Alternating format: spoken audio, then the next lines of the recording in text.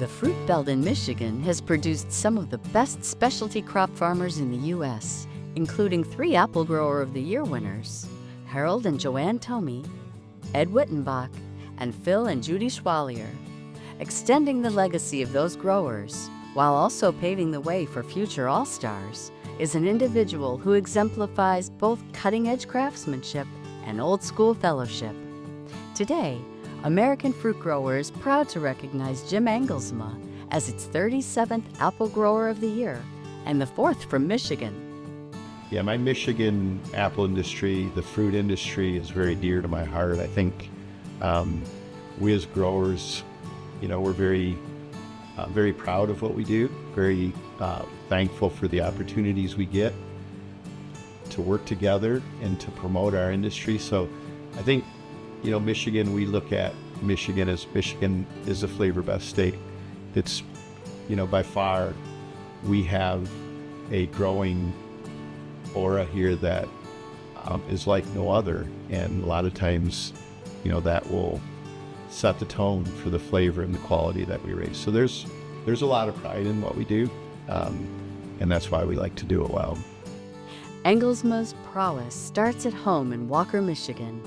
While smaller than many operations, J. Engelsma Orchard at 78 acres boasts some of the nation's foremost examples of high-density, multi-liter production systems.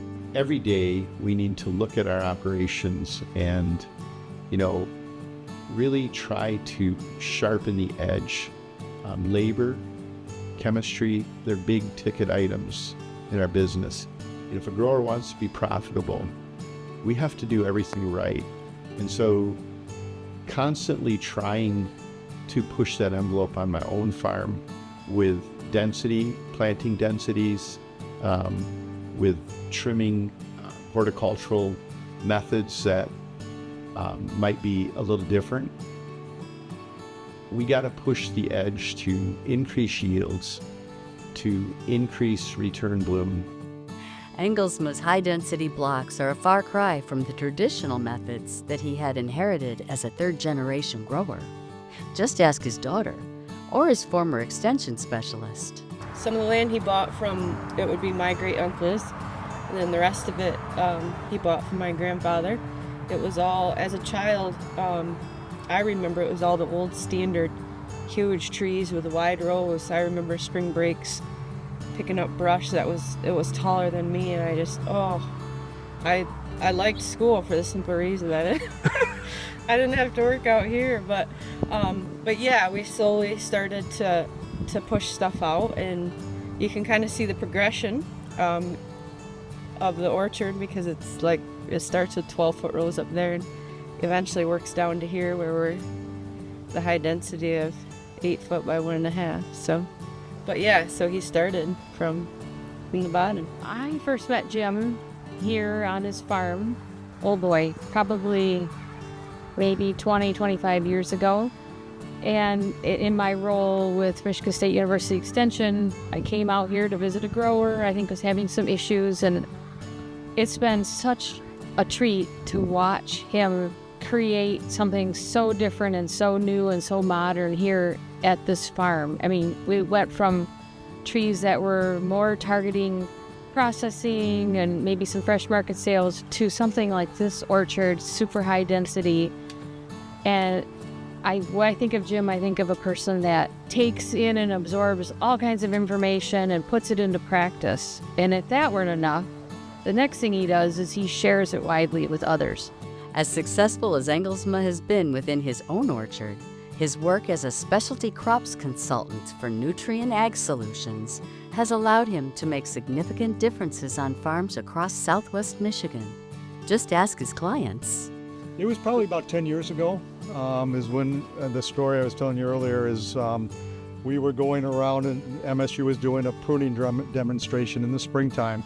And we went to a couple different farms, and Phil Schweiler was there, and everybody knows Phil Schweiler, right, from MSU Extension. And there was this other guy with Phil, and we would stop, and him and Phil would talk, well, what if we did this and this? And we got to the last farm, which was Scott Lewis's, and Scott's a friend of ours, and my 2 boys were standing there, and I told him, I said, I don't know who that guy is right there, but we got to get to know who he is. I said, he acts like maybe he's a chemical salesman. I don't know, but he knows a lot about apples. And so got done with the meeting that day, and I called Scott Lewis, and I said, Scott, who is that guy? He said, oh, that's Jim Engelsma. He works at that time for CPS. And he says, you want me to send him out to you? I said, yeah. I said, we got to get to know him. So my relationship with Jim started around 10 years ago. He came on the farm as a crop consultant, and right at the beginning of our relationship together, he helped me manage through a pretty difficult infection that we had going on the farm, and gained my trust and confidence as we worked through that. And that whole experience helped me sort of make a mindset shift that I gotta be, as a grower, all about quality. And so I was gonna put the inputs in that it took to bring quality fruit to the market. So he really helped me go through that process, and as he gained my trust and respect, our relationship has grown over the last 10 years. I would call Jim a good friend, and he's been a trusted advisor, a mentor. He cares about my family. He knows my kids' names. He supports them in their 4-H projects that they do, and it's just been a big blessing for me to get to know Jim. When he was just farming, people would come to him and with questions. What are you doing here? What are you doing here?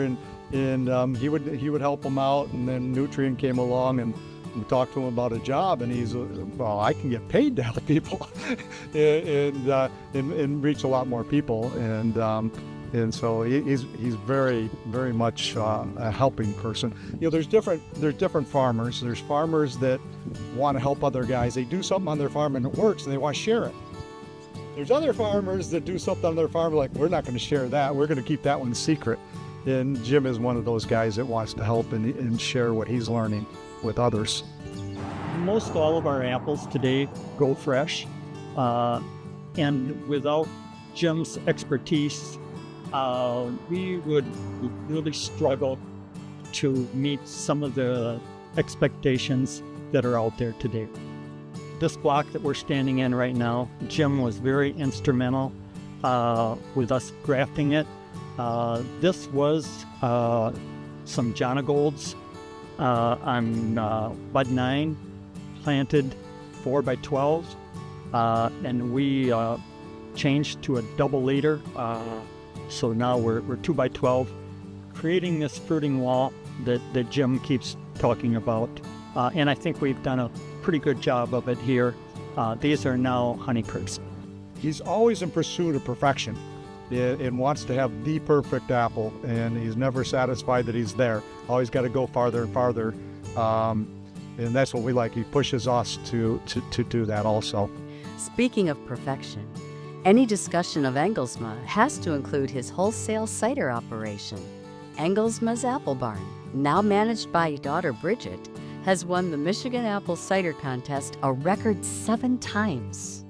And really now Bridget does all the work, so she really gets the credit for doing a phenomenal job in there. She is very good at food safety. She's very good at doing everything right. She takes it very seriously and really owns that business.